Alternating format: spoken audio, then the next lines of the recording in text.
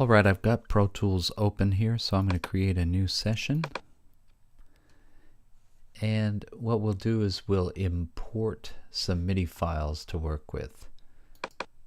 So I'm going to call this, name this file my name and Quantize Lab. Quantize. That's how you spell quantize. And then just save it in a place where you know you'll be able to find it later. All right. So before we import some files, let's check a couple of things.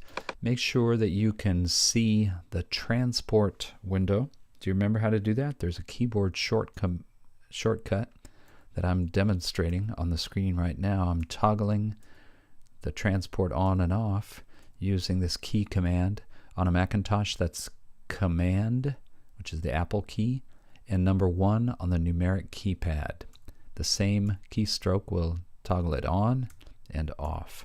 Okay, with the transport window visible, I want you to first turn off the conductor track so that we can change the tempo. This new material we're going to be importing was recorded at a tempo of 90 beats per minute.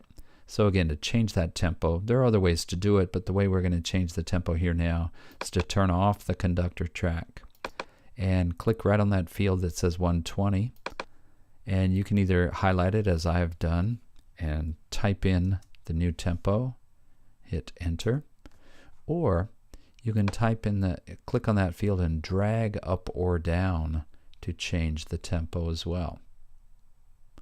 So however you choose to do it, set the tempo to 90 beats per minute. And then one more thing we'll check before we import our MIDI tracks. Let's go up to the track menu and let's create a click track.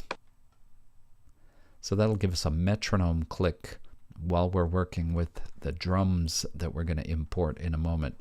Just to make sure we're all on the same page, literally and figuratively, I'd like you again on the transport to double click on this metronome icon.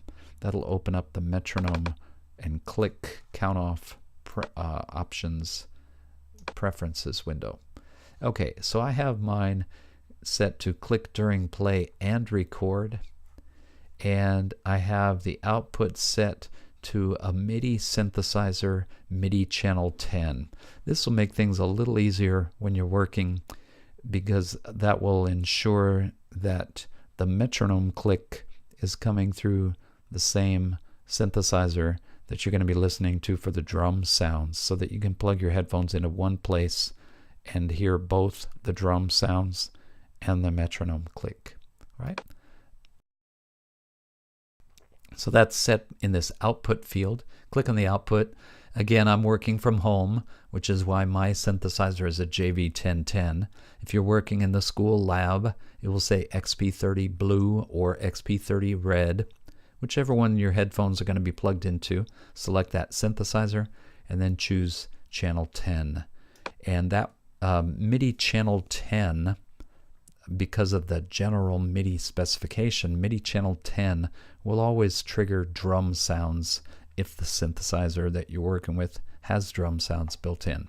So that's why I chose this click count off output for MIDI channel 10. All right, and then make sure the count off is set to only count off during recording. That's just a little more convenient. Otherwise, every time you hit play, if the count off is highlighted in the transport, you'll have to wait for 2 bars before playback begins. If you check this box, that count off will only occur during recording. And then let's OK this preferences window. So we've got a click track. We've set the tempo to 90 beats per minute. Listen to it for a minute. Sure enough, clicking just like we want it. Okay, the next step will be to import some MIDI files that I've created for this lab session. What you're going to see is 8 tracks. 4 of them will be recorded with drum material. So again, we go to the File menu, choose Import, MIDI, navigate to that file that you downloaded from Etudes. It's called Quantize_drums, and either double click it or click it once and choose Open. And we want to create new tracks, and we want to locate them at the session start. So we can leave these defaults as they are. Click OK, and we've imported our tracks. Again, the track names came in.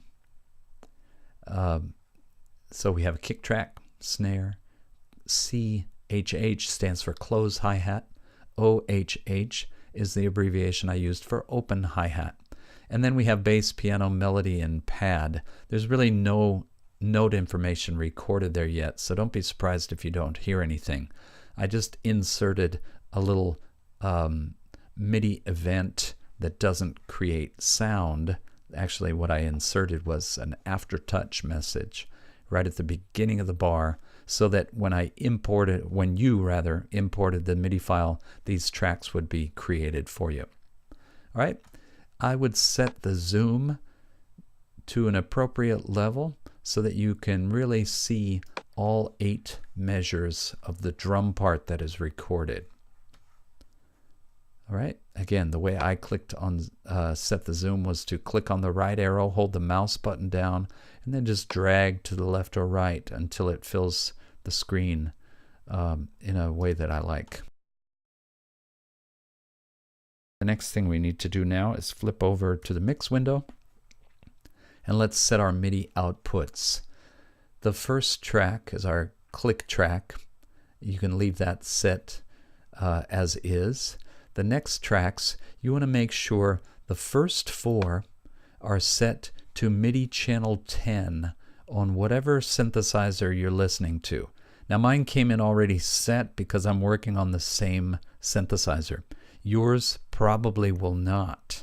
So what you'll need to do, like we did in a previous tutorial last week, you'll go in the mix window to the MIDI output, click there, select the synthesizer, scroll down to MIDI channel 10. We want the first 4 tracks to be set to MIDI channel 10 on the same synthesizer, and then the last 4 tracks, which we're going to use for melody instruments, bass and piano, etc., those should be set to MIDI channels 1, 2, 3, and 4 on the same synthesizer. Once you've done all that, save your work, and I'll see you in the next tutorial.